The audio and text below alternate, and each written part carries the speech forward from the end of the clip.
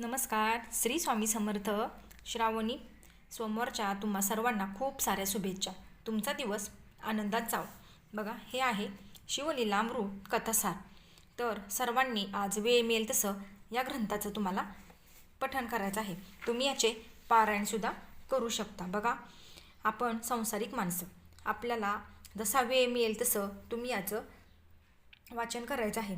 पूर्ण पारायण करायचं असल्यास तेही चालेल आणि तुम्हाला वेळ मिळेल तसं तुम्ही रोजचे 1, 2, 3 अध्याय वाचले तरीही चालेल. बघा, वाचन करण्यापूर्वी तुम्हाला बसायला आसन घ्यायचं आहे आणि अगोदर दिवा प्रज्वलित करायचा आहे. त्यानंतरनं हा पवित्र ग्रंथ आपल्याला जमिनीवर ठेवायचा नाही. आपण स्टँडवर ठेवू शकता किंवा पाटावर ठेवून ह्याचे वाचन करायचे आहे. संपूर्ण माहिती या पुस्तकात दिलेली आहे. तुम्ही बघू शकता कोणते अध्याय कधी वाचायच्यात. पण तुमच्या सर्व प्रश्नांची उत्तरं याच्यातच आहेत. सर्व प्रश्न सुटून तुमचे प्रश्न मार्गी